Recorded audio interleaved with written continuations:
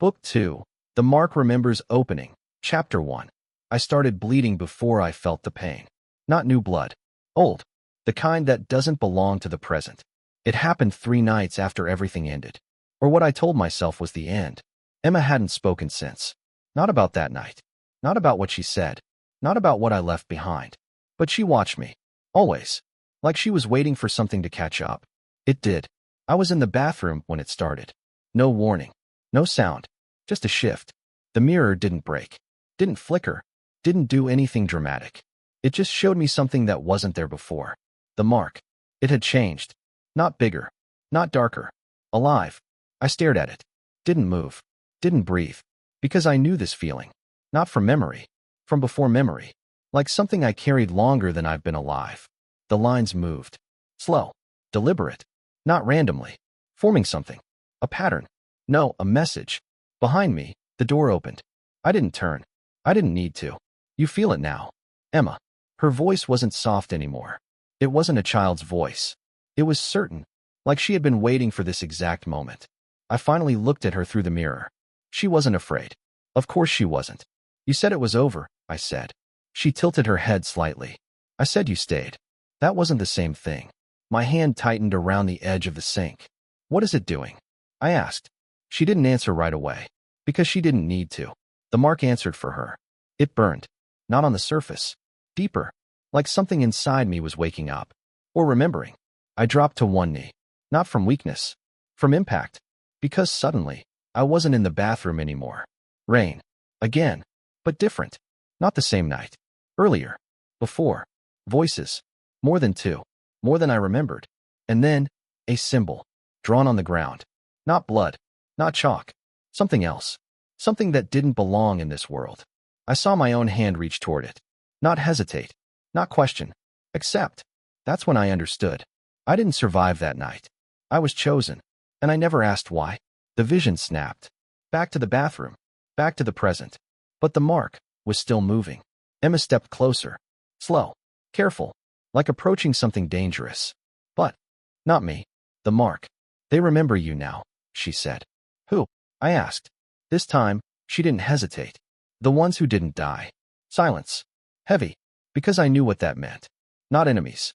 Not rivals. Something worse. Witnesses. A knock at the front door. 3 times. Even. Precise. Not a coincidence. Never a coincidence. Emma didn't look away from my wrist. They found you faster than I thought, she said. I stood up. Slow. Controlled. Because whatever was coming wasn't new. It was just the part of the story I never finished. I walked past her. Toward the door. Every step felt heavier than it should. Not because I was injured. Because something inside me was finally awake. I reached for the handle. And for the first time since that night, I hesitated. Not out of fear. Out of understanding. If I opened this, there was no going back. Emma's voice came from behind me. Quiet. Certain. You already opened it once. I closed my eyes. Just for a second. Then, I opened the door. And the past stepped inside. Chapter 2. The men at the door. I opened the door. And for half a second, I thought the past had learned how to wear better clothes. 3 men stood on the other side. Dark coats. No umbrellas. Rain silvered their shoulders and ran in thin lines from their sleeves. But none of them looked cold. None of them looked impatient, either. Men like that didn't knock because they doubted the door would open. They knocked because they already knew it would. The one in front was older than the others. Not old enough to seem weak. Old enough to understand economy. He didn't waste motion. Didn't glance around the hallway. Didn't look over my shoulder to see the room behind me. His eyes went straight to my wrist. The mark had stopped moving. Or maybe it had only gone still to listen. Open enough? I asked. My voice sounded calm. That surprised me. The man lifted his gaze to my face. There was no threat in his expression. No arrogance. No hunger. Just recognition of a kind I didn't want from anyone. It woke faster than expected, he said. Not to me. To the men behind him. One of them, younger, sharp-featured, with the kind of posture people mistake for discipline when it's really devotion, inclined his head. Once. We should have come sooner.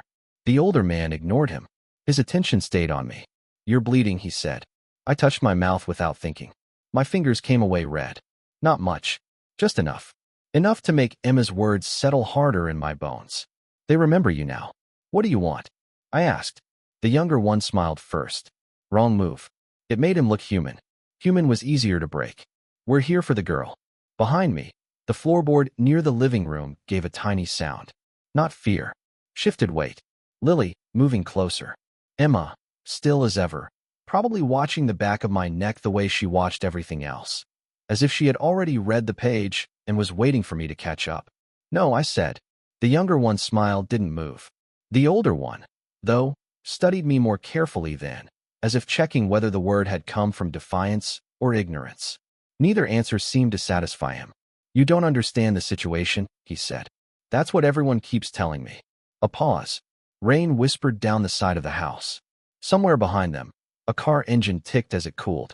Across the street, the city held its breath the way cities do before violence decides whether it wants witnesses. The older man reached slowly into his coat. The man to his left tensed. So did Lily behind me. I didn't move.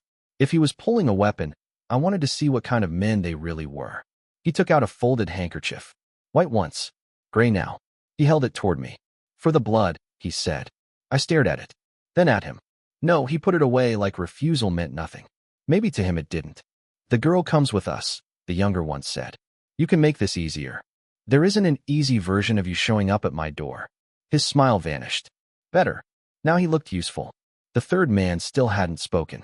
Broad shoulders. Broken nose healed crooked. Eyes too still.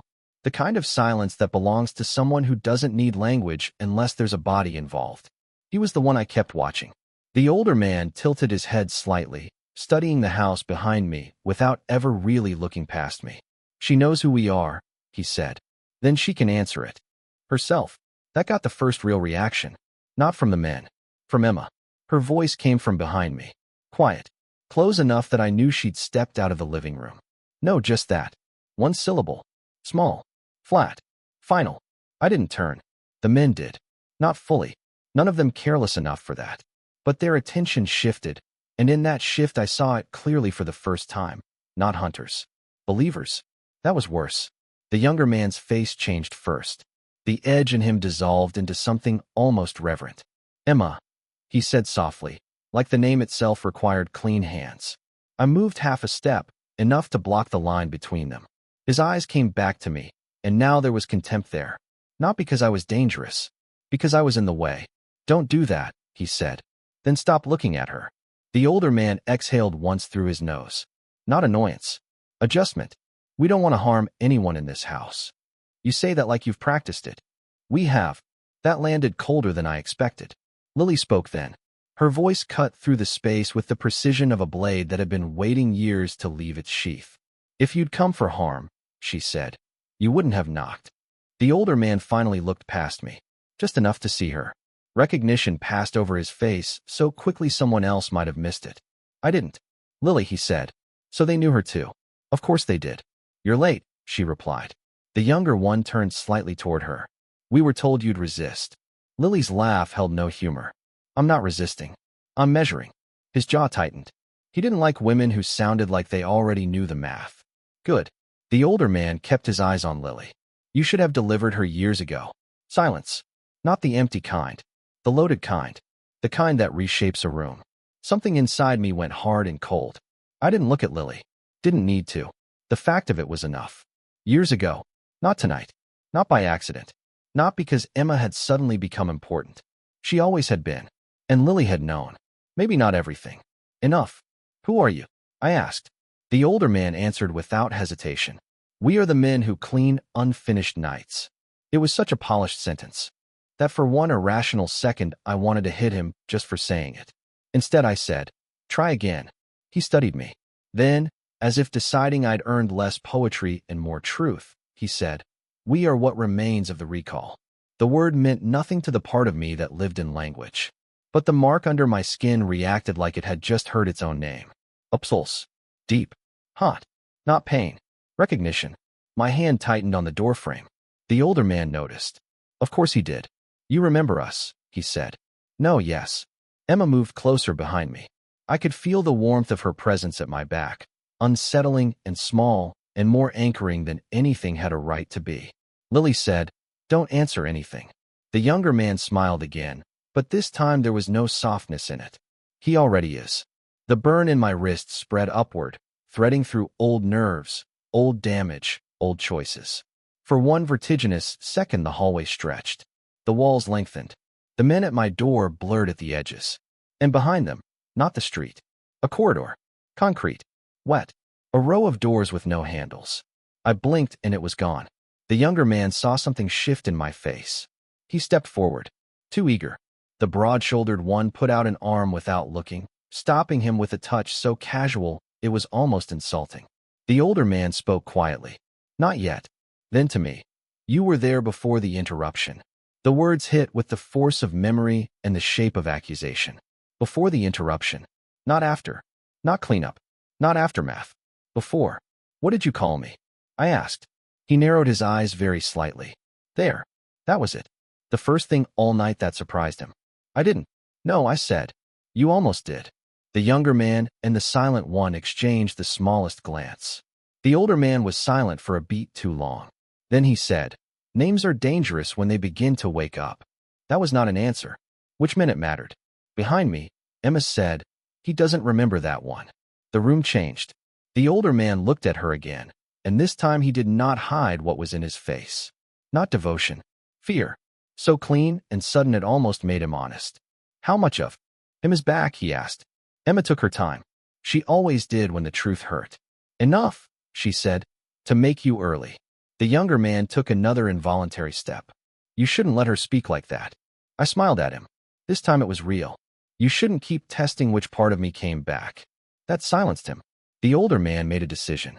You could see it in the way his shoulders settled, in the tiny surrender of diplomacy leaving his mouth. We can do this here, he said, or we can do it where the walls are built for it. Lily moved before I did. One step. Nothing theatrical. But it put her close enough to Emma that I understood immediately. If this turned, she would take Emma through the back without asking me. Good. That was exactly what she should do. What walls? I asked. The older man's eyes returned to mine. The ones you helped build. The mark flared. This time it was pain. Bright enough to hollow out my breath. My fingers bit into the wood of the frame. And with the pain came another fragment. My hand. Younger, steadier, drawing a line in ash across a concrete floor, a symbol unfinished, someone behind me saying, not him, not yet, and my own voice answering with a name I didn't know, but somehow understood belonged to me. Once the vision snapped so hard I nearly staggered. Nearly. Emma's hand touched my back. Barely. Enough. The pain thinned. Not gone. Contained. The older man saw that too. His expression darkened by a degree. Of all the things in the hallway, that seemed to trouble him most. Not the mark, not Lily, not me, Emma calming it.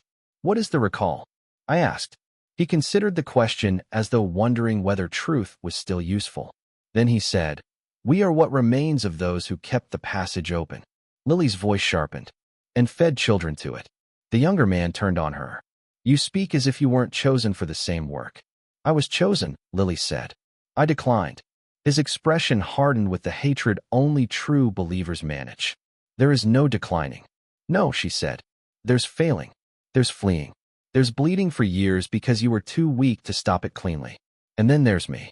For the first time, the silent man laughed. One short sound. Ugly and genuine. I filed that away.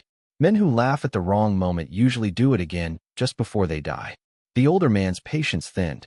Enough. He reached inside his coat again. This time he didn't stop at cloth. Metal flashed. Not a gun. A narrow instrument, silver, jointed, too delicate to be ordinary and too purposeful to be ceremonial. It caught the porch light and threw it back in thin, surgical lines. The mark in my wrist surged so violently my vision whitened. Emma whispered, don't let that touch you. I didn't plan what happened next. Planning belongs to men who still believe nights unfold in straight lines. I just moved. Forward. Fast. My hand closed on his wrist before the instrument fully cleared the coat. His two men reacted instantly.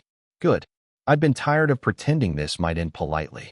The younger one came first, sharp and committed. The silent one came second, slower only because he understood timing better.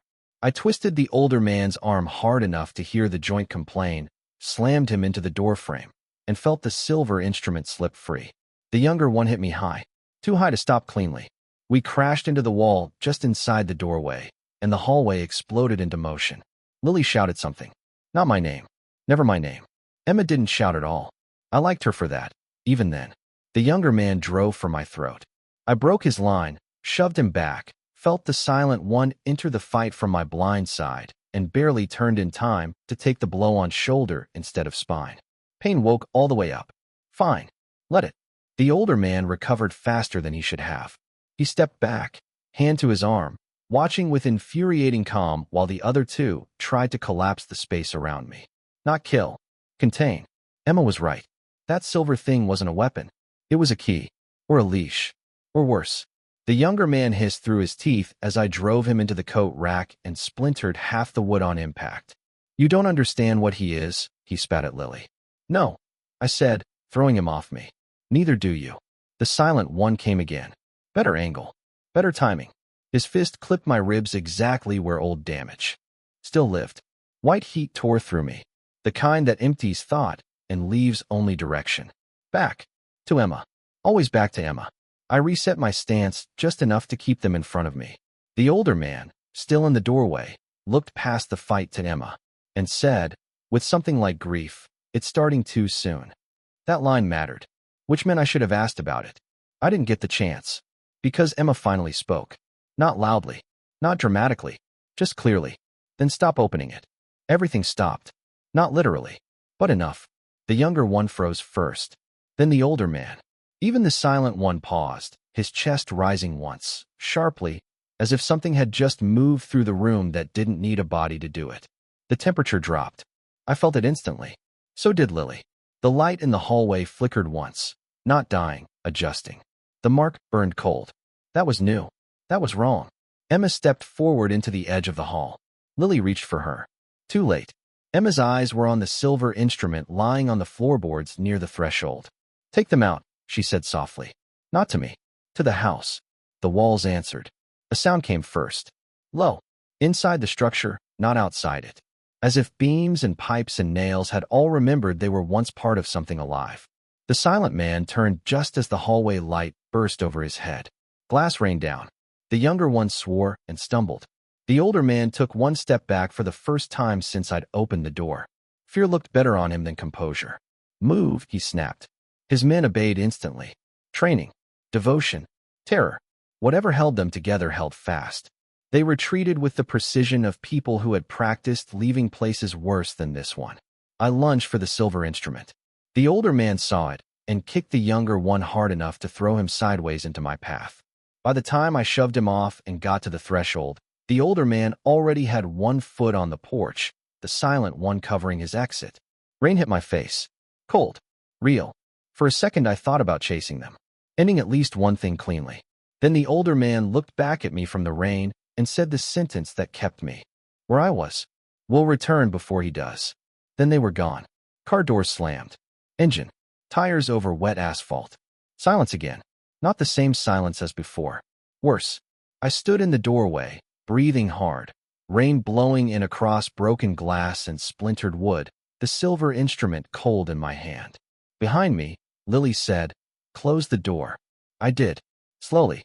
Not because I was calm. Because something in me had started counting. I turned. Emma was standing exactly where the hallway met the living room. Too pale. Too still. Lily was beside her now, one hand hovering near her shoulder, not touching, like she didn't know whether comfort would help or trigger something worse. I looked down at the instrument in my hand. Up close, it was even stranger. Not metal exactly. Something finer. Etched with lines so shallow they looked like veins. The mark in my wrist pulsed once. In answer, Emma saw it. "So that's what they brought," she said. "What is it?" She looked at me. And for the first time since I'd met her, she looked her age. Not in knowledge. In exhaustion. "A remembering knife," she said. Lily went still. I looked from one to the other. "What does that mean?" Emma's eyes dropped to my wrist. "It means," she said softly, "they're done waiting for you to remember on your own." That should have been enough for one night. Of course it wasn't. Because then Lily looked at the knife, then at me, and said the one thing worse than anything the men at the door had brought with them. "I know where they want to take you." I held her gaze. "Where?" She took one breath. Not steady. Forced. "The place under the river." The mark reacted before I did. A violent throb. A flash of wet concrete. A row of doors. And somewhere in the dark, a voice I knew as well as my own saying, "Bring him back unfinished." I nearly dropped the knife. Emma didn't blink. Lily did.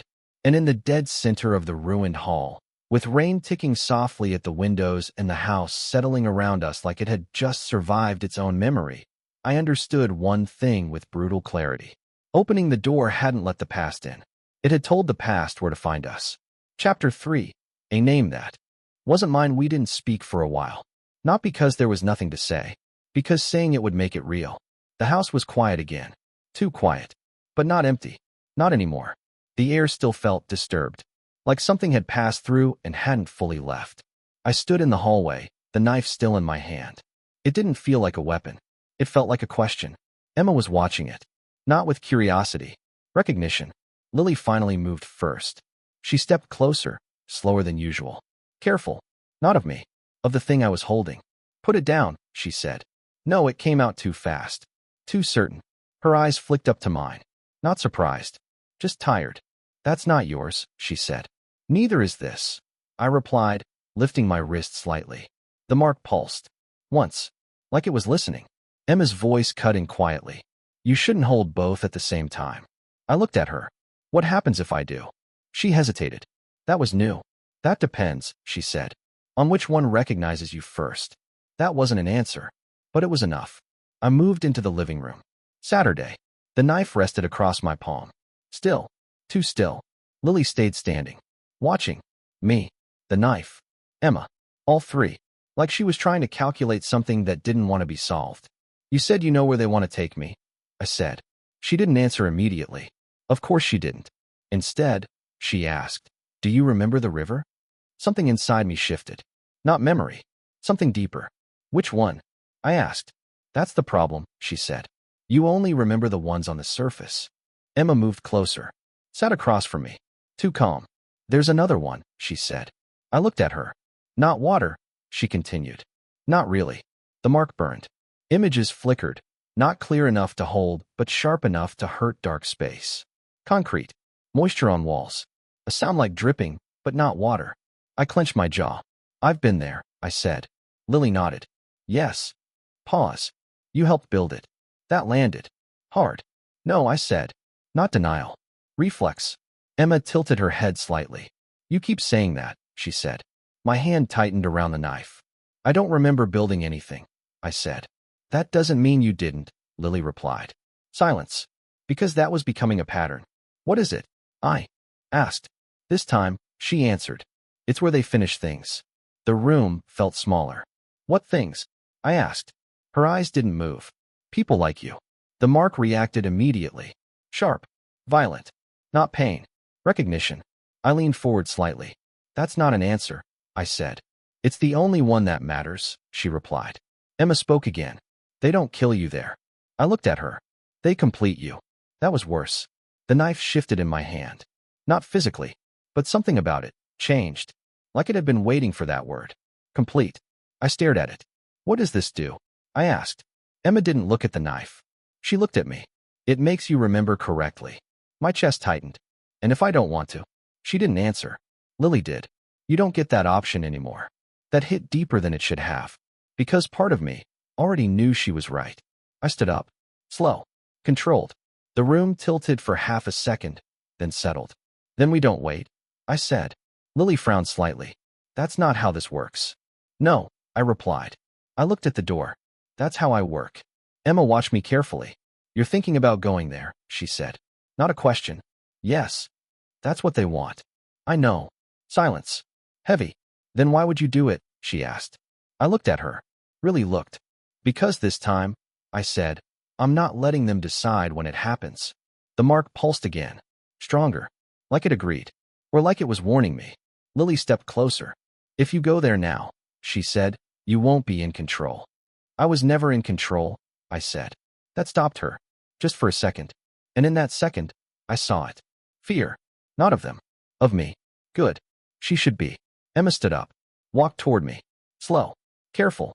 Then, she reached out. Not to the knife. To my wrist. Her fingers pressed lightly over the mark. The burning stopped.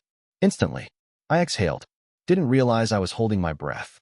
"You can't go like this," she said softly. Like what? Half awake. That word again. I looked down at her hand, then back at her. What happens if I wait? I asked. She didn't hesitate this time. They come back. Of course they do. And next time, she added, they won't knock. The house creaked. Not from wind. From settling. Or remembering. I nodded once. Decision made. We leave, I said. Lily's eyes sharpened. Now. Yes. She looked toward the window, then back at me. They'll be watching. I know. That's the point. Emma's hand slipped away from my wrist. The mark stayed quiet. For now. Where do we go? Lily asked. I looked at the knife, then at the door, then back at her. Under the river. Silence. Not hesitation. Understanding. Emma didn't argue. Lily didn't stop me. That was how I knew. This wasn't a mistake. This was the part one was supposed to remember. I walked to the door. This time, I didn't hesitate. Because I finally understood something simple. They weren't hunting me. They were waiting for me to come back. And this time, I was going to see why. Yindi Chapter 3 Chapter 4. Under the river the city looked different after midnight. Not asleep. A city like this never sleeps. It just changes faces. The honest lights go out. The hungry ones stay on. Rain had stopped, but the streets still shone black under the lamps, slick as oil, reflecting a version of the world that looked more truthful upside down. I drove. Lily sat beside me. Emma in the back. No music. No conversation.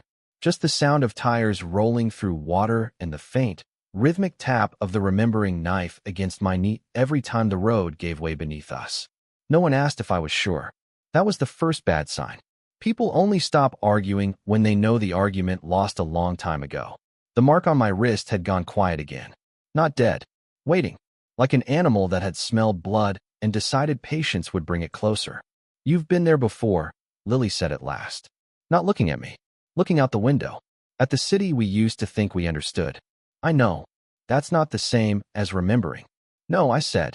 It's worse. She turned then. Studied my profile in the glass reflection. You're leaning into it. I'm done letting it lean into me. That almost made her smile.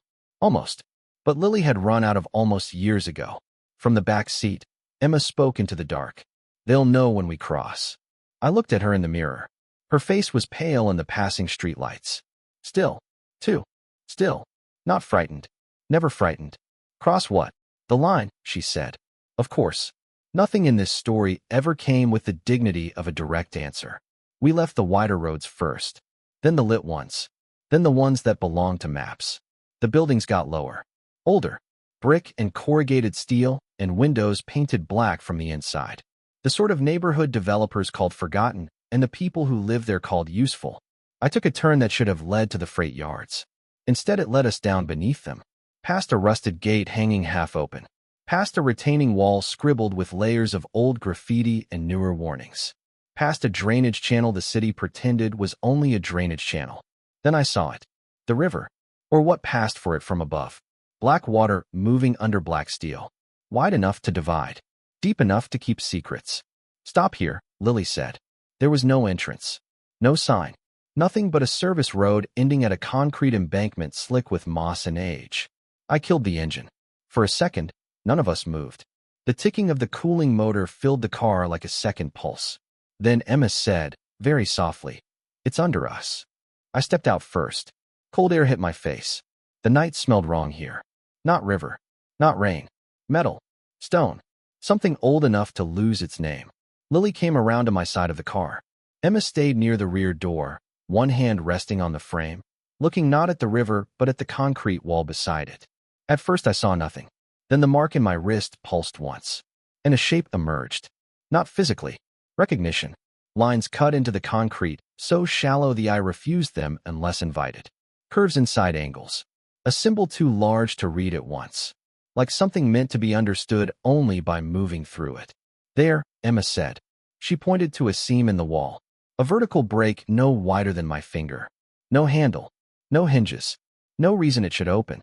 I drew the remembering knife from my coat. The metal caught what little light there was and returned it thinner, colder. The seam in the wall seemed to sharpen in answer. Lily grabbed my wrist. Hard. I turned. Her eyes locked on mine. This is the last moment. It's still a door. What does that mean? It means once we open it, she said, it stops being a place you enter. A beat. It becomes a place that enters you. I held her gaze. Then stay in the car. The look she gave me then could have cut wire. Don't insult me. Good. That was the Lily I trusted. Not the quiet one. Not the patient one. The one who stayed angry because anger at least still belonged to the living. Emma came closer. Not to me. To the wall. She placed her palm flat against the concrete. The air changed immediately. No dramatic wind. No earthquake. Just pressure. A subtle shift in the bones of the night, like the city had leaned half an inch in our direction to listen. The mark burned. The knife warmed in my hand. And somewhere behind the wall, deep and hidden and patient, something unlocked. A low sound rolled through the concrete. Not mechanical. Too smooth for gears. Too old for hydraulics. The seam widened. Slowly. Soundlessly. Darkness opened between the slabs. Not black. Worse. A kind of depth that made black look simple. Emma lowered her hand. It remembers you, she said. I looked into the gap. Cold air breathed out. Damp. Mineral.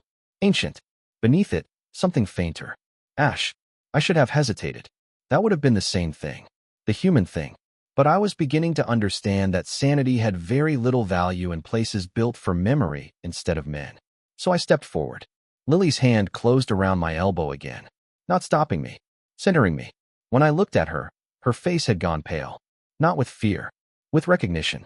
You really don't remember, she said quietly. No, that might save you. Or kill me. She nodded once. Yes. There it was. The honesty I kept dragging out of the night like broken glass. Sharp. Useful. Late. Inside, the passage sloped down in a narrow angle. Concrete walls. Concrete ceiling. No lights that I could see. And yet there was visibility enough to move. As if the dark itself had been taught to leave edges where edges mattered. Our footsteps echoed wrong. Too close. Too many returns. I heard my own steps, and something almost like them a beat later, from farther down. As if the tunnel needed time to decide whether to repeat us. Lily noticed it too. Her shoulders tightened. Emma didn't react. Of course she didn't. Children adapt to the impossible faster than adults because they haven't yet wasted years insisting the world makes sense. The passage went deeper. The sound of the river vanished. Then the sound of the city. Then the sound of anything I would have called normal.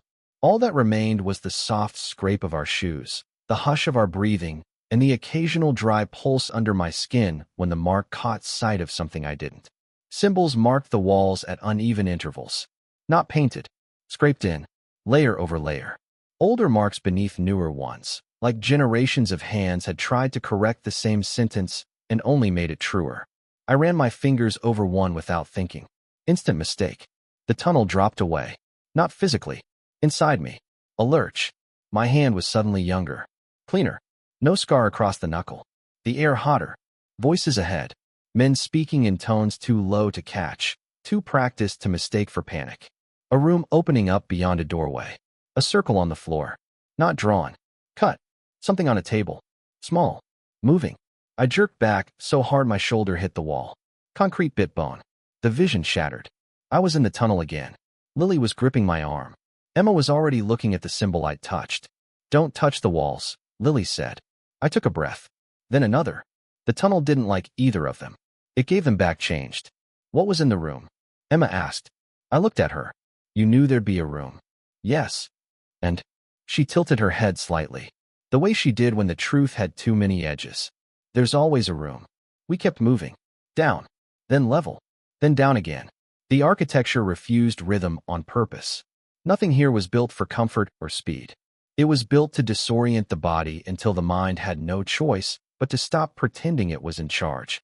The kind of place zealots call sacred because terror sounds holier when you whisper it. After the third turn, I started recognizing things. Not consciously, not enough to guide us, but enough that each corner carried the sickening weight of almost memory. A crack in the wall shaped like a bent finger. A rust bloom near the base of a pipe. A doorway sealed in poured concrete with one symbol carved over it again and again until the surface looked bruised. I knew these things. Or some earlier version of me did. Lily saw it happening. How much is coming back? Enough to hate this place. You always did. I stopped walking. Turned to her. The tunnel pressed close around us. Too narrow for lies.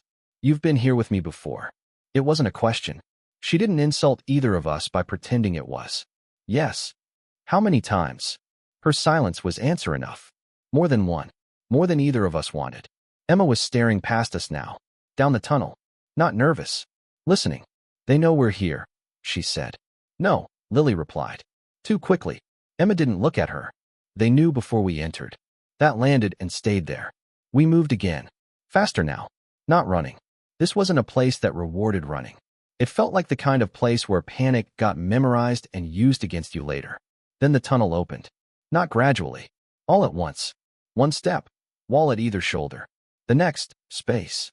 A chamber stretched beneath the river, vast enough to swallow sound, and return it changed. The ceiling arched high above us, ribbed with old support beams blackened by time and moisture. Water moved somewhere behind the walls. Not visible, only heard in low, endless pressure. The entire chamber felt held under that weight. Not built beneath a river. Pinned there by it. At the center of the floor lay the circle. Bigger than my memory had allowed. Bigger than any one act of faith deserved. It wasn't painted. It wasn't carved. It had been made by removal. Concrete cut away in channels and filled with a dark material that drank the little light the room offered. Symbols branched out from it in measured geometry, each one leading toward alcoves, narrow stairwells, sealed doors. An architecture of permission. I stopped at the edge of it. The mark in my wrist went hot enough to blur my vision. The remembering knife in my hand gave one small metallic sound. Not a ring. A response. Lily whispered, "Don't step inside." Why? Because you might remember all of it at once. I looked at the circle. A man can spend half his life building himself out of wrong answers and still know when he's standing in front of the first real question. Emma moved to stand beside me.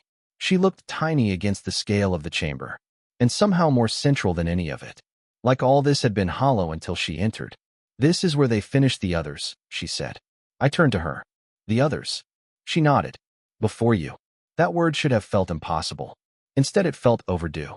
A light flickered on in one of the far alcoves. Then another. Not electric. Flame. Small, controlled, yellow with too much blue at the base. Old fire. Patient fire. The kind that knows how long stone lasts. Lily stepped in front of Emma. Instinct. Too late. The room was already awake. A voice came out of the dark beyond the first flame. Cultured. Tired. Familiar in the way a wound is familiar after years. "You took longer than I expected." Daniel. Of course. He stepped into view from the far side of the chamber, coat damp, face older than when I'd last seen him, and somehow more intact. That was new. Most men in this story survive by becoming less human over time. Daniel looked more so. That worried me. "I thought you were dead," Lily said. Daniel gave her the courtesy of a glance. "You've thought that before." I kept my eyes on him. "You set this up." "No," he said. "A beat. I only knew you'd come." Behind him, shapes moved in the alcoves. Not many. Enough. Men waiting where the light couldn't fully claim them. The recall. Or what remained. Or whatever name people give themselves when they think ritual excuses hunger. I lifted the knife slightly. Daniel's gaze dropped to it. For the first time, something unguarded crossed his face. Not fear.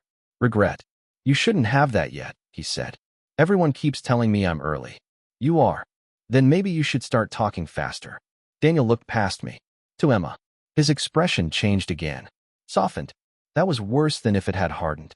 "She remembers more than she should," he said quietly. Emma answered before anyone else could. "And you remember less than you deserve." A faint smile touched Daniel's mouth. Sad. Almost proud. He looked at me. "There," he said. "That's the problem." "What is?"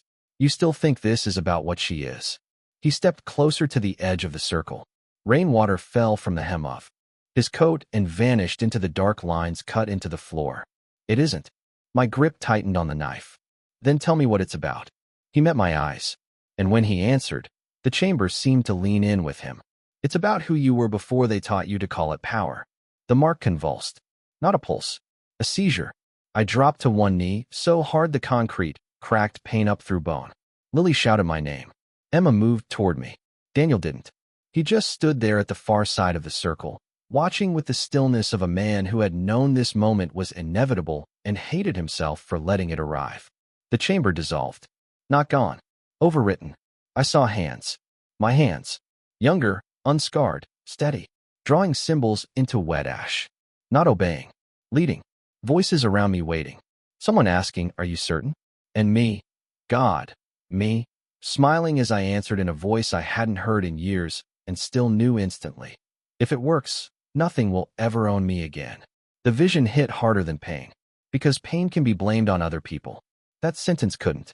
I gasped and came back to myself on the chamber floor, one hand braced on the concrete, the other clenched around the knife, so hard my palm had split. Blood ran over the etched metal. The knife woke. Light moved under its surface. Thin, white, hungry. Emma knelt beside me. Her hand hovered over my shoulder. Not touching, waiting for permission. I couldn't blame her. I wasn't sure who I'd be if she did. Lily stared at me, not with pity, with the terrible recognition reserved for the moment someone you love becomes undeniable. Daniel's voice came across the chamber, quieter now. "You wanted the mark."